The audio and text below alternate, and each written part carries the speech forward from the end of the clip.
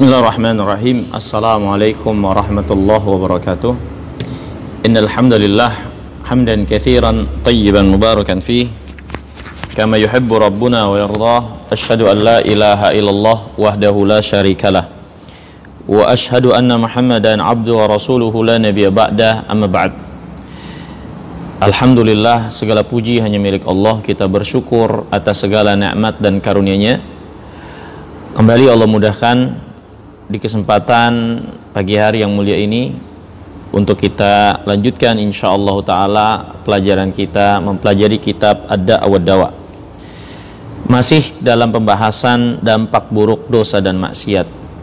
Bagian ke-49 dijelaskan oleh Al-Imam Ibnul Qayyim rahimahullah. Di antara dampak buruk dosa dan maksiat, beliau mengatakan rahimahullah, annaha tu'mil qalba fa illam ta'mihi ad'afat basiratahu walabud. Bahwasanya dosa dan maksiat itu membutakan hati. Kalaupun tidak sampai buta, maka pastinya akan melemahkan pandangan, kekuatan hati untuk menilai dan mendahulukan kebenaran. Dan beliau menjelaskan, fa idza amiyal qalbu wa dha'ufa fatahu min ma'rifatil huda wa quwwatihi ala tanfidhihi fi nafsihi. Dan kalau hati itu telah buta, maka petunjuk dan kekuatan untuk melaksanakan kebenaran akhirnya lenyap dan hilang. Ya. Dan seseorang itu, apa yang ada padanya dari petunjuk dan mendahulukan petunjuk, berlebih kurangnya tergantung apa yang menjadi kekuatan yang ada di dalam hatinya. Beliau menjelaskan, kesempurnaan manusia berputar pada dua poros. Ya, kesempurnaan manusia berputar pada dua poros. Yang pertama, ma'rifatul haq minal batil, mengenal kebenaran dari kebatilan. Wa itharuhu alaih, yang kedua, mendahulukan kebenaran itu dari kebatilan. Kesempurnaan manusia ada pada kesempurnaannya dalam pengenalan terhadap kebenaran dari kebatilan, dan kesempurnaannya bukan kebenaran daripada kebatilan. Ya. Dan pada akhirnya tingkatan di sisi Allah SWT di dunia dan di akhirat bergantung kepada kesempurnaan dua hal ini. Semakin sempurna, maka semakin mulia seseorang kedudukannya di sisi Allah. Semakin melemah, maka semakin berkurang kedudukan seorang itu juga di sisi Allah Subhanahu wa taala. Allah berfirman, "Wadhkur ibadana Ibrahim wa Ishaq wa Yaqub ulil aidi wal absar." Dalam surah Shad, Allah berfirman, ceritakan tentang hamba-hamba kami, yaitu Ibrahim, Ishaq dan Yaqub. Mereka adalah orang-orang yang memiliki kekuatan dan pandangan. Al-Imam Ibnul Qayyim menjelaskan, mereka adalah orang-orang yang memiliki kekuatan. Kekuatan di sini maksudnya adalah kekuatan untuk melaksanakan kebenaran. Dan pandangan yang dimaksud di sini adalah kekuatan pandangan pengetahuan mereka terhadap kebenaran itu, yaitu al-basair fid din. Maka Allah mensifatkan hamba-hambanya yang mulia ini, diantaranya Ibrahim, Ishak dan Yaqub, adalah orang-orang yang memiliki kesempurnaan di dalam pengenalan terhadap kebenaran dan mengamalkannya. Oleh sebab itu, Al-Imam rahimahullah membagi manusia berkait dengan pengenalan mereka terhadap kebenaran dan mengamalkannya terbagi menjadi 4 kelompok. Kelompok yang pertama, yang memiliki kekuatan, kesempurnaan di dalam pengenalan terhadap kebenaran dan pengamalannya, seperti apa yang ada pada Ibrahim, apa yang ada pada Ishak dan Yaqub alaihi wassalatu wassalam. Kata Allah, ulil aidi wal absar, Kelompok yang kedua yang sebaliknya, lemah pengenalannya terhadap kebenaran, pengetahuannya terhadap kebenaran lemah, dan juga kemampuannya untuk melaksanakan kebenaran juga lemah, ya. Mereka adalah orang-orang yang tidak memiliki ilmu dan tidak memiliki kekuatan untuk melaksanakan kebenaran. Dan beliau mengatakan wahum aktsaru hadzal khalq, dan mereka adalah kebanyakan dari makhluk. Alladzina ru'yatuhum qadal uyun wa hummal arwah wa saqmul qulub yudayyiquna ad-diyar wa yughluna al-as'ar wa la yustafat bi suhbatihim ilal ar wasyinar. Mereka adalah orang-orang yang melihat mereka itu merusak mata kita dan membuat roh kita ini jadi demam, membuat hati menjadi sakit, membuat sempit tempat tinggal, membuat tinggi harga-harga. Bersama dengan mereka, bersahabat dengan mereka tidak menambah kecuali kekurangan, aib dan celah.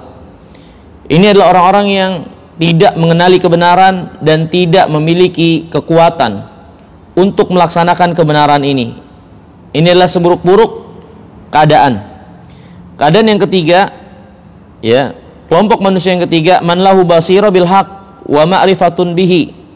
Orang yang memiliki pengetahuan tentang kebenaran, ya, pandangan terhadap kebenaran, lakinnahu dhaifun la quwwata lahu ala tanfidhi wa la da'wa ilaih.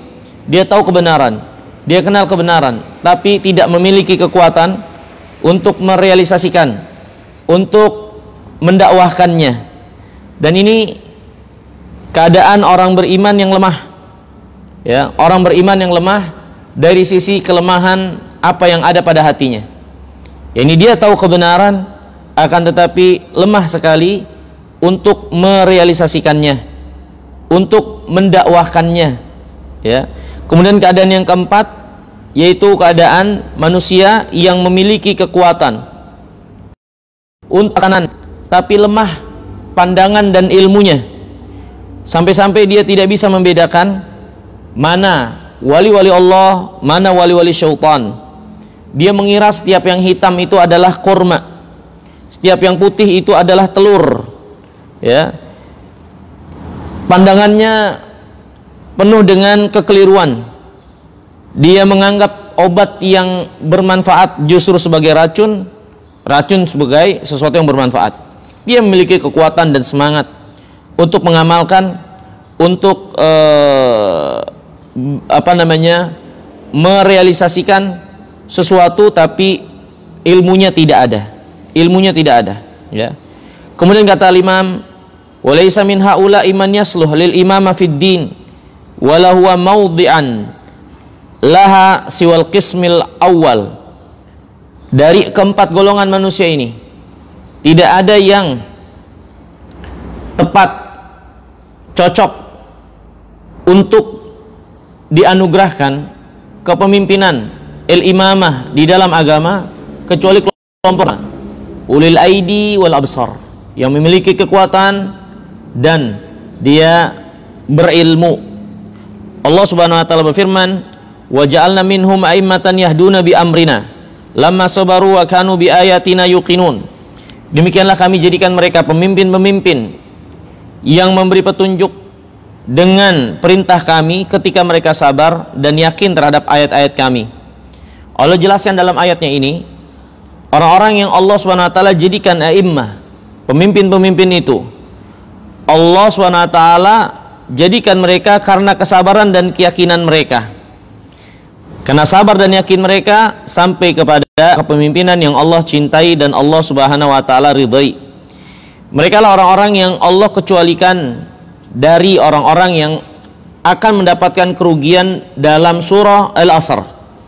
Dalam surah Al-Asr ada 4 sifat yang dari orang-orang yang terhindar dari kerugian: beriman, beramal saleh, saling berwasiat terhadap kebenaran, dan berwasiat terhadap kesabaran, ya. Orang-orang yang Allah akan jadikan pemimpin menguasai ini yang memiliki 4 sifat ini, karena mereka adalah orang-orang yang sabar, dan mereka adalah orang-orang yang yakin terhadap ayat-ayat Allah Subhanahu wa taala, ya. Kemudian hadirin yang dirahmati dan dimuliakan oleh Allah Subhanahu wa taala. Kata Imam Ibnu Qayyim rahimahullah, kalaulah dosa tidak memiliki dampak buruk yang lain kecuali ini, yaitu membutakan hati, ya, melemahkan hati, melemahkan kekuatannya, melemahkan pandangan terhadap kebenarannya, maka mungkin sudah cukup untuk kita menjauhi maksiat tersebut. Wallahul musta'an, ya. Begitu sebaliknya, ketaatan itu akan menguatkan hati, membersihkannya, menyinarinya, menguatkannya untuk mengamalkan dan melihat kebenaran dengan gambaran yang sebenar-benarnya, ya. Itulah ketaatan kepada Allah Subhanahu wa taala. Kemudian kata Imam, fasyaitan yafruqu min hadzal qalbi ashadda min faraqid dhib minal asadi. Sesungguhnya syaitan, ya, itu benar-benar ingin menghancurkan hati itu melebihi apa yang dilakukan oleh seekor serigala yang lapar. Hatta inna sahibahu la yasra'u syaitan fayakhirru sari'an fatajtami alaihi syayatin fayaqul ba'duhum li ba'din ma sya'nuh asabahu insiyun wa bihi nadratun minal ins. Kemudian kata Imam Ibnu Qayyim rahimahullah, kalau seorang anak manusia sudah menghitamkan hatinya dengan perbuatan maksiatnya sampai menghitam dan hilang cahayanya itu, maka hingga pada akhirnya keadaan pun berbalik. Yang tadinya syaitan yang ingin merusaknya, bahkan syaitan malah menjadi tentaranya selanjutnya. Sehingga ketika dikatakan kenapa syaitan itu, maka dikatakan syaitan itu kesurupan manusia. Jadi sampai syaitan sendiri akhirnya menjadi pengikut dari manusia itu di dalam keburukan, di dalam kejelekan. Ini saking seorang itu sudah gelap hatinya karena kemaksiatan yang menumpuk dan menghitam dalam hatinya, ya. Kemudian hadirin yang dirahmati dan dimuliakan Allah SWT, Al-Imam rahimahullah menjelaskan juga berkait dengan masalah hati ini. Afa yastawi hadzal qalbu wa qalbun mudlimatun arja'uh mukhtalifatun ahwa'uh qad ittakhadahu syaitan watanahu wa adda maskanahu idza tasabbaha bi tal'atihi hayyahu wa qala fudita min qarinin la yuflih fi dunyahu wala fi ukhrahu. Apa sama orang-orang yang memiliki hati yang menghitam gelap ini dari segala penjurunya karena bertumpuk dengan keinginan-keinginan hawa nafsunya, di mana syaitan telah menjadikan hati itu sebagai tempat bersemayamnya, tempat tinggalnya, ya, sehingga syaitan pun hidup di dalam hati tersebut, ya. Bagaimana seorang yang memiliki keadaan seperti ini menjadi orang yang beruntung di dunia dan di akhiratnya. Allah Subhanahu wa taala berfirman, wa man ya'shu an dzikrir rahman nuqayyid lahu syaitanan fahuwa lahu qarin wa innahum la yasuddunahum 'anis sabili wa yahsabuna annahum muhtadun hatta idza ja'ana qala ya laita baini wa bainaka bu'dal masyriqaini fa bi'sal qarin walan yanfa'akumul yawma idh dhalamtum annakum fil adzabi mushtariqun. Allah berfirman, siapa yang berpaling dari peringatan Rahman, maka kami jadikan syaitan sebagai pendamping baginya. Dan sesungguhnya syaitan itu menghalangi mereka dari jalan Allah, sedangkan mereka menyangka mereka itu berada di atas petunjuk. Sehingga ketika mereka semua mendatangi kami, maka mereka menyesali apa yang dahulu ada pada mereka dari kejelekan. Dan mereka berkata, alangkah baiknya ada jarak yang sangat jauh antara aku dan korin-korin itu dari syaitan yang menemaniku di dalam kejelekan. Dan kata Allah, tidak bermanfaat lagi hari ini. Kalian semua telah berbuat zalim. Kalian akan berada di dalam azab bersama-sama, ya. Allah jelaskan dalam kitabnya ini bahwasanya siapa yang berpaling dari peringatan Allah, yaitu kitabnya yang Allah turunkan kepada Rasulnya, yang berpaling dan buta, tidak mengetahui apa yang menjadi petunjuk Alkitab itu, sehingga tidak memiliki pandangan, pemahaman, tidak mentadaburi dengan baik dan benar apa yang diinginkan oleh Allah Subhanahu wa taala, maka Allah Subhanahu wa taala akan menjadikan syaitan pendamping baginya, mengiringinya, mendampinginya di dalam kehidupannya sebagai hukuman keberpalingannya dari kitabnya, yang akan mengiringi syaitan tersebut tidak pernah berpisah darinya, ya, di dalam keadaan dia menetap atau dalam keadaan dia perjalanan. Syaitan itu yang mendampinginya, dan barang siapa yang didampingi oleh syaitan, pastinya syaitan itu tidak membawa, menggiringnya kecuali kepada kejelekan dan keburukan. Ini hadirin yang dimuliakan Allah Subhanahu wa taala, di antara dampak buruk dosa dan maksiat, bagaimana Allah Subhanahu wa taala menimpakan hukuman kepada orang-orang yang berpaling dari agama Allah, dari peringatan Allah dengan dosa dan maksiatnya tersebut. Allah Subhanahu wa taala kuasakan syaitan menjadi pendamping yang menggiringnya terus tersesat ke dalam kesesatan yang sangat nyata. Naudzubillah, nas'alullah as-salamata wal afiyah. Kemudian yang ke-50, Al-Imam Al-Qayyim menjelaskan di antara dampak buruk dosa dan maksiat, annaha madadun minal insi yamuddu bihi aduwahu alaihi wa jaisyun yuqawwihi bihi ala harbihi, wa dzalika annallaha tabaraka wa ta'ala ibtala hadzal insan bi aduwin wa la yufariquhu tarfata ain, wa sahibin la yanamu anhu wa la yaghfulu anhu, yarahu huwa wa qabiluhu min haitsu la yarah, yabdulu juhdahu fi mu'adatihi fi kulli halin wa la yada'u amran yaqiduhu bihi yaqdir ala isalihi ilaihi illa awsalahu ilaihi, wa yasta'inu alaihi bibani abihi min syayatinil jinni wa ghairihim min syayatinil ins, faqad nasaba lahul habail wa bagha lahul ghawail wa madda hawlahul ashraq wa nasaba lahul fikhakha wasyibaka wa qala li awanihi dunakum aduwakum wa aduwa abikum la yafutannakum wa la yakun hadduhu al jannata wa haddukumun nar wa nasibuhu rahmah wa nasibukumul la'na wa qad alimtum annama jara alayya wa alaykum minal khizyi wal la'an wal ib'ad min rahmatillah fabisababihi wa min ajlihi fabdulu juhdakum an yakunu syuraka'ana fi hadhil baliyah idh qad fatana syirqatu salihihim fil jannah. Kata Imam Al-Qayyim, dampak dosa dan maksiat, ya, dampak dosa dan maksiat yang dilakukan, maka dosa dan maksiat itu sejatinya adalah menambah kekuatan bagi musuh yang memusuhinya. Di antaranya terutama adalah syaitan. Maka dengan dosa dan maksiat, sejatinya seorang itu memberi kesempatan bagi musuhnya, membuka pintu bagi musuhnya untuk menguasai dirinya. Sedangkan kita ketahui bersama, musuh yang memusuhi kita, yaitu syaitan, iblis dan bala tentaranya, adalah musuh yang senantiasa mengintai, yang tidak pernah tertidur dan tidak mau lengah untuk menimpakan keburukan kepada kita. Hanya melihat kita, yang kita tidak melihat mereka. Mereka tidak akan sia-siakan kesempatan apa yang mereka bisa lakukan untuk menimpakan keburukan kepada anak manusia ini. Dendam yang ada pada mereka benar-benar telah mendarah daging.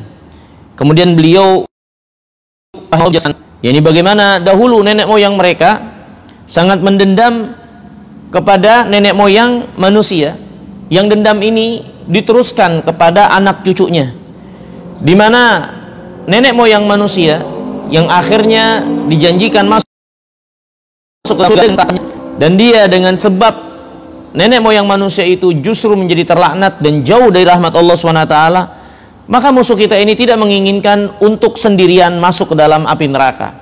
Mereka ingin menarik juga anak cucu dari keturunan seorang yang menyebabkan dia terlaknat oleh Allah SWT. Mereka ingin seret sebanyak-banyaknya untuk ikut masuk bersama di dalam neraka. Naudzubillah, nas'alullah salamat wal afiyah. Dan perbuatan dosa dan maksiat itu sedikit banyaknya membukakan pintu, memberi kekuatan, ya, membukakan kesempatan syaitan untuk menjerumuskan kita kepada apa yang menjadi tujuan-tujuan mereka yang buruk bagi anak cucu Adam, ya. Dan sungguh Allah Subhanahu wa taala telah memberitahukan kepada kita tentang keadaan musuh kita ini. Dan Allah telah memerintahkan kita untuk mempersiapkan persiapan dan berhati-hati. Jadikan dia sebagai musuh, bukan sebagai teman. Dan kalau jadikan mereka sebagai musuh, maka dengan tidak membukakan kesempatan untuk mereka memiliki kekuasaan menguasai kita, ya. Ini hadirin yang dirahmati dan dimuliakan oleh Allah Subhanahu wa taala. Kemudian Al-Imam Ibnu Qayyim rahimahullah menjelaskan dan Quran, dan Allah telah kabarkan tidak ada yang lebih menepati janjinya kecuali Allah Subhanahu wa taala. Maka Allah perintahkan mereka untuk peperangan ini agar mereka bergembira dengan apa yang Allah janjikan berupa surga yang Allah akan bayar mereka atas apa yang mereka korbankan di jalan Allah Subhanahu wa taala. Maka tentunya tidak ada perniagaan yang lebih mendatangkan keuntungan selain perniagaan ini. Ini perniagaan kita berada di pihak Allah, memperjuangkan di jalan Allah SWT, memberikan dan mengorbankan apa yang kita bisa, yang dengan itu Allah ganti dengan surga. Allah berfirman, ya ayyuhalladzina amanu hal adullukum ala tijaratin tunjikum min adzabin alim tu'minuna billahi wa rasulihi wa tujahiduna fi sabilillahi bi amwalikum wa anfusikum dzalikum khairul lakum in kuntum ta'lamun yaghfir lakum dzunubakum wa yudkhilkum jannatin tajri min tahtihal anhar wa masakin thayyibatan fi jannati adn dzalikal fawzul azim wa ukhra tuhibbunaha nasrun minallah wa fathun qarib wa basyiril mu'minin. Wahai orang-orang beriman, maukah kalian aku tunjukkan dengan perniagaan yang akan menyelamatkan kalian dari azab yang pedih? Kalian beriman kepada Allah SWT, kepada Rasulnya, dan berjihad di jalan Allah dengan harta dan diri kalian. Itu lebih baik buat kalian andai saja, kalau saja kalian mengetahuinya. Allah akan ampuni kalian, ampuni dosa-dosa kalian, dan memasukkan kalian ke dalam surga yang mengalir di bawahnya sungai-sungai dan tempat-tempat yang penuh dengan kebaikan di surga Aden. Demikian adalah kemenangan yang besar dan kebaikan yang lain yang kalian sukai, yaitu kemenangan dari Allah SWT, penaklukan yang dekat waktunya.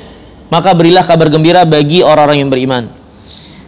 Hadirin yang dimuliakan Allah, ayat ini menjelaskan bagi kita sekalian kabar gembira dari Allah SWT untuk orang-orang yang berada di pihak Allah, berperang melawan musuhnya, memperjuangkan dan mencurahkan apa yang dia bisa dan mengorbankan apa yang ada, yang pastinya tidak akan sia-sia, yang Allah akan ganti dengan yang lebih baik. Kemudian kata Imam, walam yusallit subhana hadzal adu ala abdihil mu'min alladhi huwa ahabbu anwa'il makhluqati ilaih illa li anna al jihad ahabbu syai'in ilaih wa ahlahu arfa'ul khalq inda darajat wa aqrabuhum ilaihi wasilatan fa aqada subhana liwa hadzal harb li khalasati makhluqatihi wa huwal qalbul ladhi huwa mahallu ma'rifatihi wa mahabbatihi wa ubudiyatihi wal ikhlasi lahu wa tawakkul alaihi wal inabah ilaihi fawallahu amra hadzal harb wa ayyadahu bijundin minal malaikah.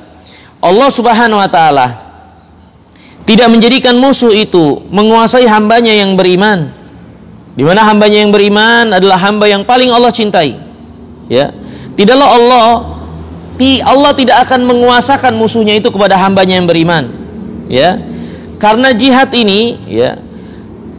Jadi apa yang Allah jadikan dari peperangan dan jihad terhadap musuh-musuh yang hakiki, terutama adalah syaitan dan bala tentaranya, Allah Subhanahu wa taala jadikan medan pertempuran ini untuk akhirnya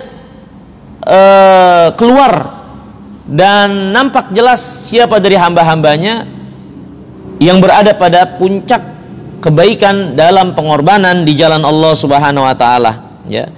Dan juga Allah Subhanahu wa taala jadikan bagian dari medan perperangan, ya, yaitu apa yang terjadi pada hati seorang hamba, di mana hati itu adalah tempat pengetahuan, cinta, penghambaan diri dan ikhlas serta tawakal kepada Allah SWT. Maka Allah SWT berikan pertolongan kepada seorang hamba pada hatinya dengan tentara dari Allah, yaitu malaikat yang terus mendampinginya. Sebagaimana Allah berfirman, lahu mu'aqibatun min baini yadayhi wa min khalfihi yahfazuna min amrillah. Dan bagi manusia itu ada malaikat yang senantiasa silih berganti, ya, silih berganti ada di hadapan, di belakangnya, yang terus menjaga berdasar perintah Allah Subhanahu wa taala, ya. Maka ini para malaikat yang Allah Subhanahu wa taala jadikan menambah kekuatan dan menolong hamba beriman agar jangan sampai mereka dikalahkan oleh musuh-musuhnya, ya. Mereka mengingatkan, mereka memperingatkan, mereka menasehati hamba-hamba Allah Subhanahu wa taala yang beriman ini. Kemudian di antara pertolongan Allah juga, ini Allah Subhanahu wa taala tolong melalui apa yang Allah turunkan dari wahyunya, dari firman-Nya. Allah utus rasulnya, Allah turunkan kitabnya. Maka selain para malaikat yang menjadi bantuan dan mengokohkan kekuatan hambanya yang beriman, maka kekuatan ini pun menambah apa yang menjadi kekuatan orang beriman dalam memerangi musuh-musuhnya. Ditambah lagi kekuatan akal yang Allah anugerahkan kepada manusia, akal untuk bisa mengenali, mencerna kebenaran. Ditambah lagi dengan ilm, ditambah lagi dengan iman, ditambah lagi dengan ini semua adalah perangkat-perangkat yang kalau dipergunakan dengan baik dan benar akan menjadi kekuatan yang sangat besar. Musuh yang memusuhi, musuh di medan perang yang kita senantiasa berada dalam peperangan melawannya, tidak akan mungkin bisa mengalahkan ketika kita benar-benar mempergunakan dan memperhatikan apa yang menjadi perbekalan, kekuatan yang Allah Subhanahu wa taala jadikan bagi kita ini, ya. Kemudian hadirin yang dirahmati dan dimuliakan oleh Allah Subhanahu wa taala, Imam Al-Qayyim juga menjelaskan, wa allama subhana ibadah kaifa hadzal harb wal jihad fajama'aha lahum fi arba'i kalimat, ya ayyuhalladzina amanu sabiru wa sabiru wa rabitu wattaqullaha la'allakum tuflihun. Allah pun mengajarkan kepada kita sekalian bagaimana kita bertahan di medan pertempuran yang terus kita berada di dalam medan ini sampai akhir hayat. Dengan firman-Nya, ya, Allah memberikan petunjuk bagi kita sekalian, wahai orang beriman, sabarlah kalian, ya, dan terus tingkatkan kesabaran kalian melebihi kesabaran musuh-musuh kalian yang sabar untuk memusuhi dan menciderai kalian. Warabitu, dan teruslah berada dalam kewaspadaan. Bertakwalah kalian kepada Allah agar kalian menjadi orang yang beruntung. Maka untuk kebaikan, kemenangan dengan sejumlah perbekalan kekuatan yang Allah berikan, ada 4 hal bagaimana mempergunakan itu semua di medan peperangan ini. Yang pertama sabar, yang kedua musabarah, ini terus bertahan dan harus lebih sabar lagi melebihi kesabaran musuh-musuh yang terus memerangi kita. Kemudian yang ketiga, terus berada dalam kewaspadaan, kesiagaan, jangan lengah, karena kalian senantiasa berada dalam pertempuran, jangan lengah dalam kehidupan kalian. Yang keempat, inilah 4 cara mempergunakan sejumlah apa yang Allah jadikan dari pertolongan itu: as-sabru, ilmu sabarah, ilmu rabatah, wa taqwa, ya. Wala yatimmu hadzal jihad illa bihadzal umur al-arba'ah. Dan jihad ini enggak akan sempurna untuk kita memenangnya kecuali memenuhi 4 hal tersebut, ya. Fala yatimmu lahu sabar illa bimusabaratil adu. Sabar itu enggak akan sempurna kecuali kita bermusabarah, yaitu berusaha lebih keras lagi, meningkatkan kesabaran dan melampaui kesabaran apa yang ada pada musuh, ya. Wahyal qalbu wa hirasatuhu li alla yadkhula minhu wa luzumu thagri muqawamatihi wa luzumu sagrin wa muqawamatuhu wa manazilatuhu. Fa idza sabara aduwahu ihtaja ila amrin akhar wa hiya al-murabatah wa yaludumu thagril ain wal udhun wal lisan wal batan wal yad wal rijl. Fa hadhihi as-sughur minha yadkhulu al-adu fayajusu khilal ad-diyar wa yufsidu ma qadira alayhi wal fal murabatah luzumu hadhihi thugur wa la yukhalli makanaha fayusadif al-adu ath-thagra khaliyan fayadkhul min.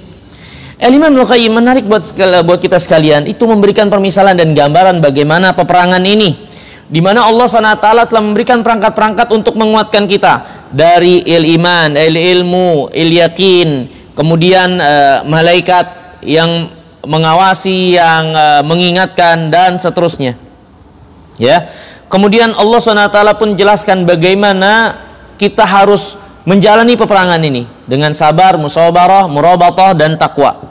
Kemudian Al-Imam menjelaskan bahwasanya dengan 4 perkara ini kita bisa memenangi peperangan melawan musuh kita setiap harinya tiada henti sampai akhir hayat kita.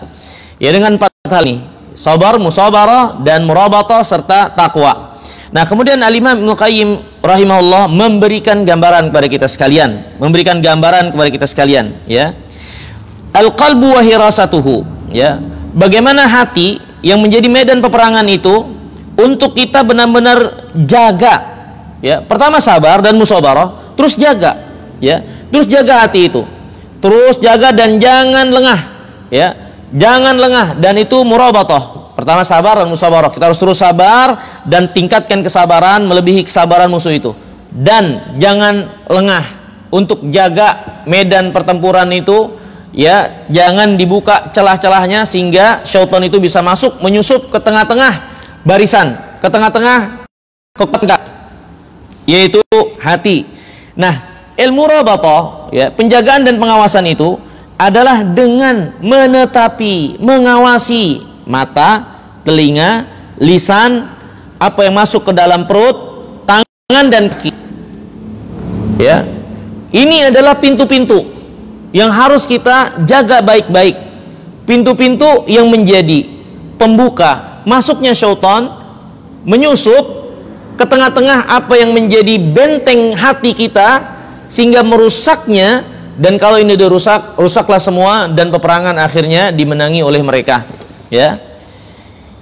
Nah, lubang-lubang ini harus benar-benar dijaga, ya. Jangan sampai musuh itu menyusup masuk ke dalam sehingga menghancurkan benteng pertahanan sehingga hancurlah semuanya. Fahaulai ashabu Rasulullah SAW khairul khalq ba'da nabiyyin wal mursalin wa a'dhamuhum himayatan wa hirasatan minasyaitan wa qad akhlau al-makan alladhi umiru biluzumihi yawma Uhudin fadakhala minhu al-adu fakana makan. Kemudian Al-Imam memberikan permisalan contoh. Para sahabat adalah sebaik-baik makhluk setelah para nabi dan rasul, pasti. Dan mereka adalah orang yang paling menjaga, paling waspada dari syaitan.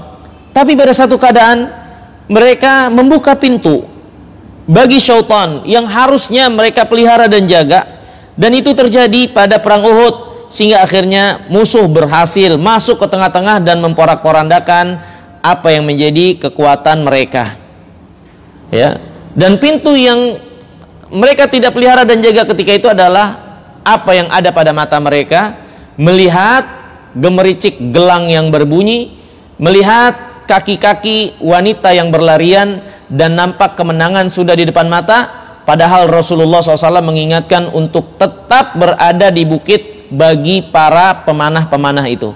Mereka nggak sabar dengan apa yang mereka lihat, ya. Mereka bukakan pintu bagi syaitan di atau pada mata mereka tersebut. Mereka tergelincir menyelisihi perintah Nabi yang mulia SAW. Akhirnya mereka bukakan pintu bagi musuh-musuh mereka menyelinap masuk ke dalam diri mereka, ke tengah-tengah mereka, dan mereka pun mengalami seperti apa yang sama-sama kita ketahui kejadian perang Uhud itu, ya. Wa jima'u hadhihi tsalatsati wa umuduha alladhi taqumu bihi wa taqwallah. Dan yang mengumpulkan, mengokoh dan mengikat ketiga perkara tadi yang harus kita ketahui bagaimana kita bermain di dalam peperangan. Sabar, musabarah, murabatah. Untuk mengikat ini menjadi kuat adalah dengan takwa kepada Allah Subhanahu wa taala.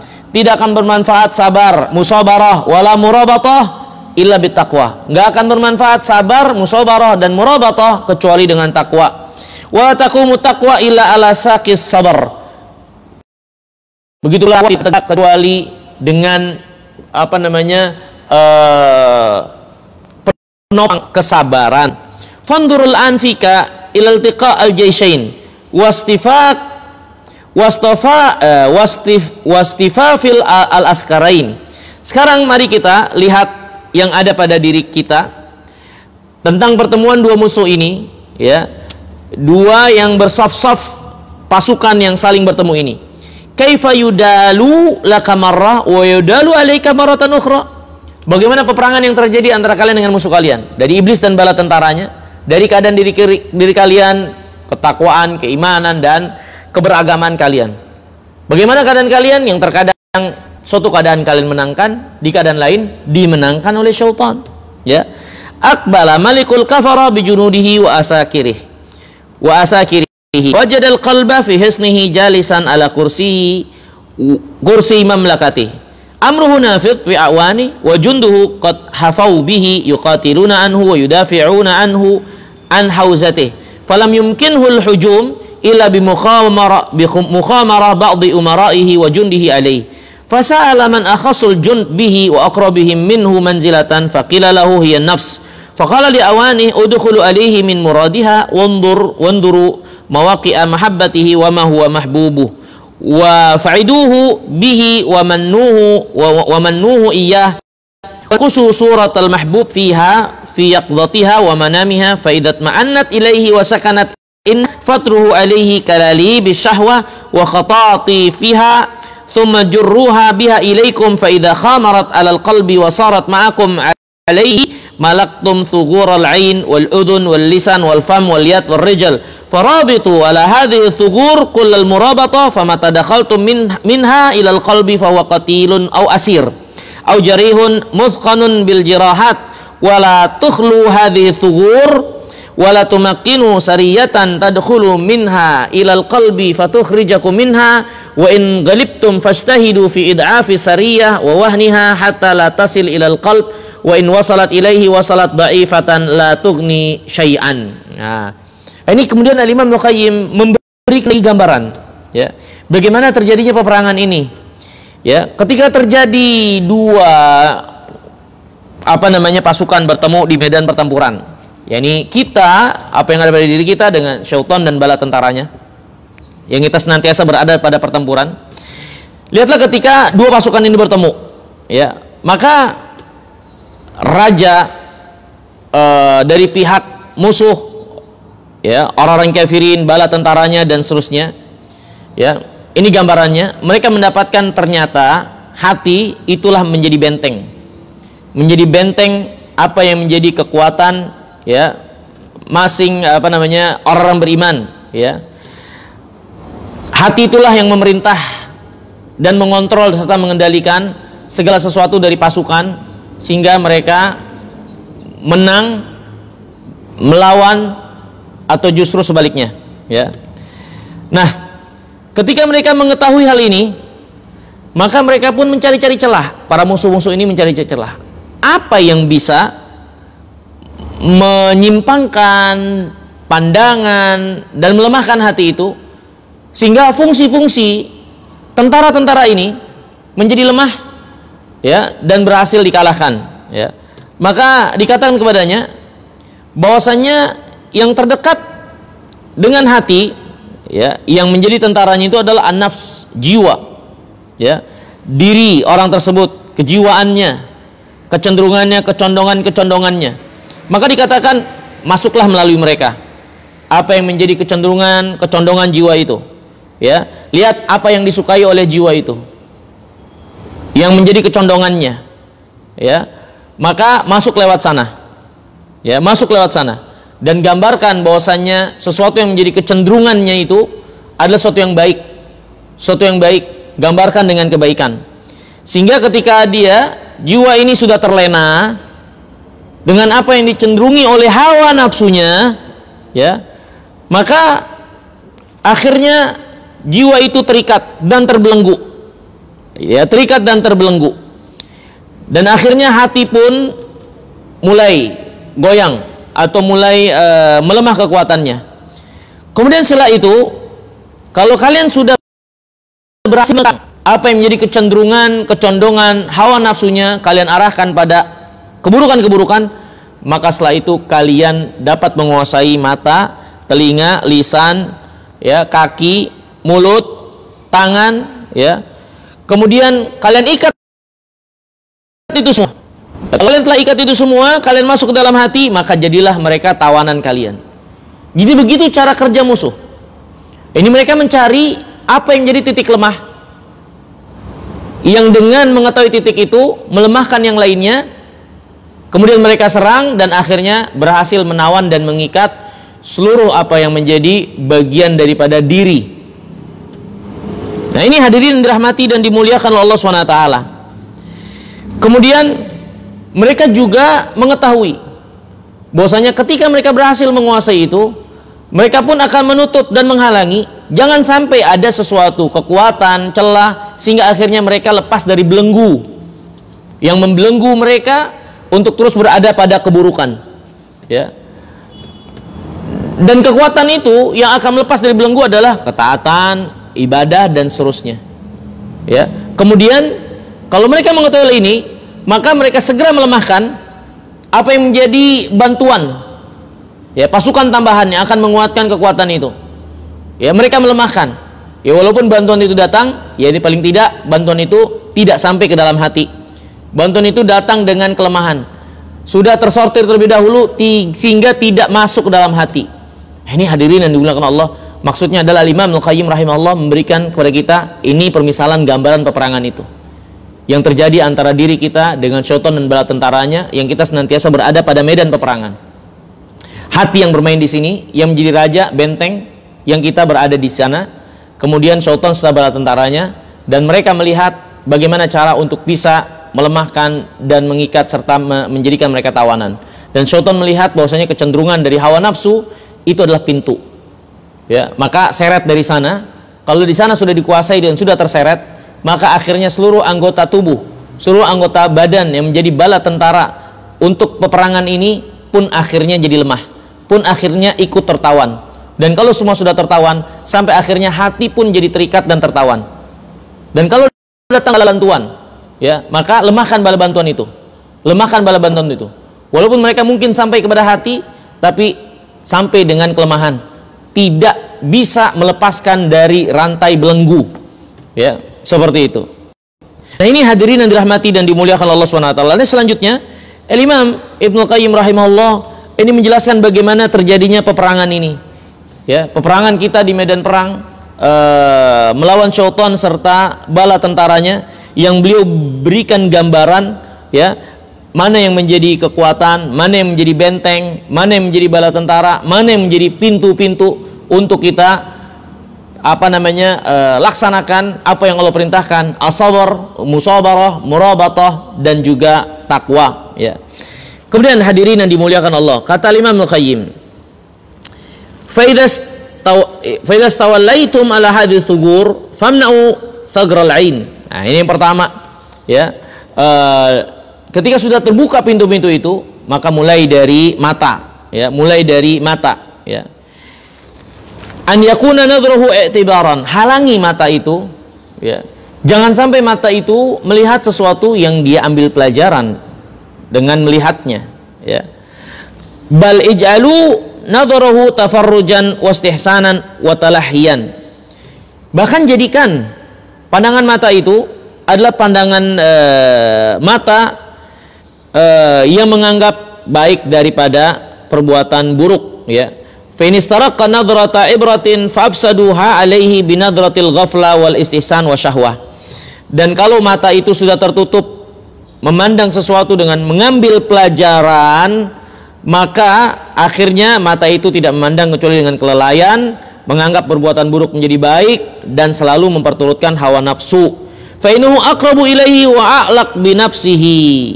Melalui pintu mata ini, itu lebih dekat dan lebih terikat ke dalam jiwa dan hati seseorang. Wa akhafu alaih, ya, dan yang mudah untuk masuk ke dalam jalan ini.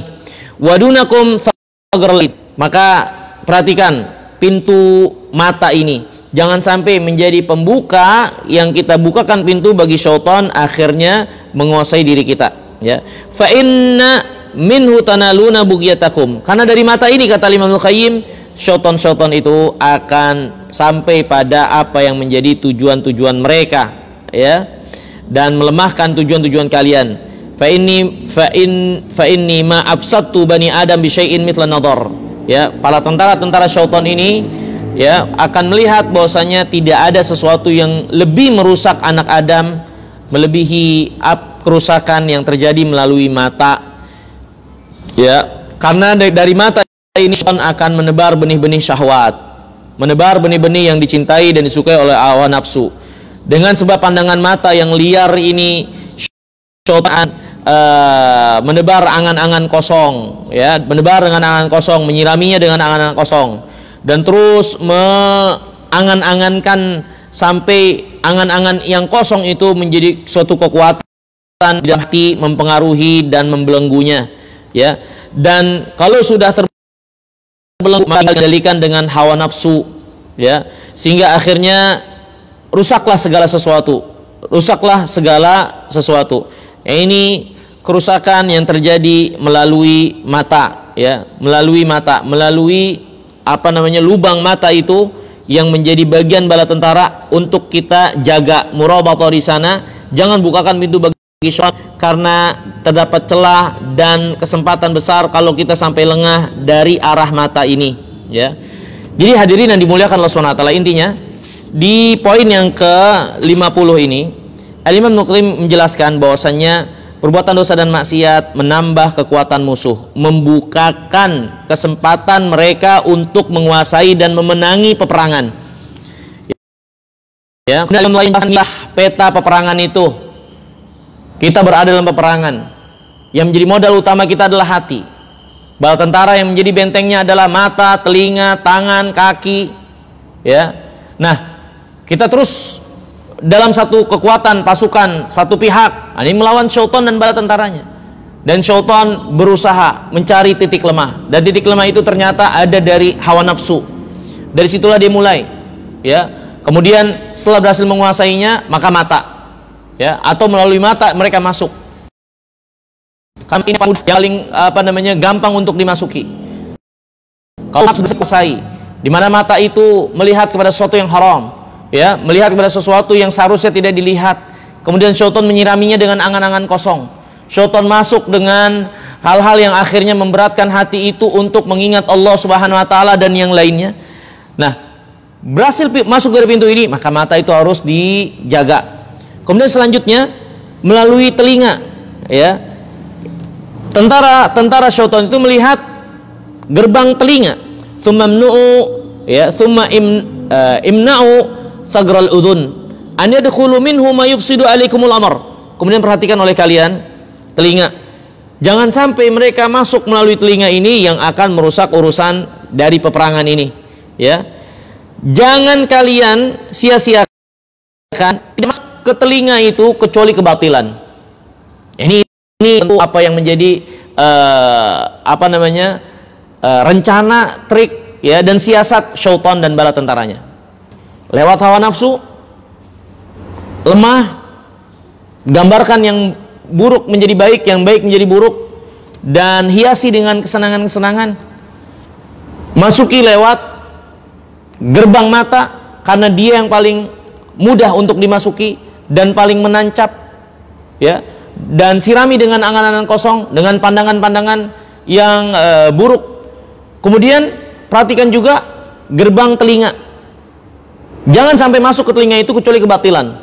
Kalau sudah masuk kebatilan, itu akan melemahkan kekuatan, akan melemahkan raja, yaitu hati yang ada pada manusia.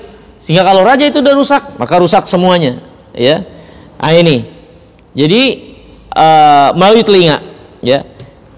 Kemudian kata Imam Ibnu Qayyim sembari menjelaskan, ya, wal qal kalimah fa in ra'aitu minhu isgha'an ilaihi fajjuhu bi akhwatiha, ya. Kalau ada satu kalimat masuk ke telinga dan dia benar-benar memberikan perhatian terhadap kalimat itu, maka hiasi dengan keburukan-keburukannya, dengan ditunggangi sampai akhirnya dia salah paham, keliru, dan lalai, dan seterusnya. Masuk lewat telinga, ya. Hati-hati, jangan sampai masuk ke telinga itu kalamullah, firman Allah Subhanahu wa taala, atau sabda Nabi SAW, atau nasihat-nasihat. Tutup telinga-telinga manusia itu, Jangan sampai mendengar itu semua, ya. Dan kalau kalian terkalahkan, ya, karena telinga itu senantiasa terbuka, akhirnya telinga itu mendengar firman Allah, nasihat-nasihat dan seterusnya, maka tutup pemahamannya. Kalaupun mereka dengar, jangan sampai mereka paham. Kalaupun mereka dengar, jangan sampai mereka paham, jangan sampai mereka memikirkan, ya, dan seterusnya, ya. Dan jadikan kepada mereka bahwasanya mendengarnya itu adalah sesuatu yang berat, memahaminya itu adalah sesuatu yang susah, yang nggak bisa dipahami, berat sekali dan seterusnya. Ya, kalaupun kalian sampai lengah, akhirnya firman Allah, nasihat, sabda Nabi SAW masuk ke telinga anak-anak Adam itu. Ya. Wa idza syi'ta an ta'rif dzalika fanzur ila ikhwanihi min syayatinil ins kaifa yukhrijuna al-amr bil ma'ruf wa nahyanil munkar fi qalibi kathratil fudul. Ya. Wa tatabi atharatin nas wa ta'arrud minal bala lima la yutiq. Ya, ya. Ini kalau kalian mau mengetahui faktanya, lihatlah bagaimana apa yang digambarkan.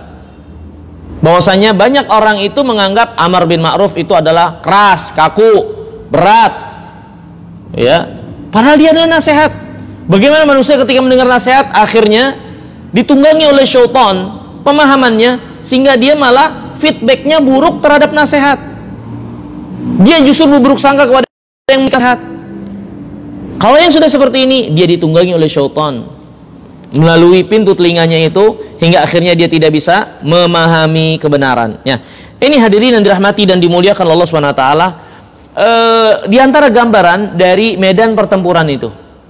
Di antara gambaran dari medan pertempuran itu. Ini insya Allah Subhanahu Wa Taala kita akan lanjutkan di kesempatan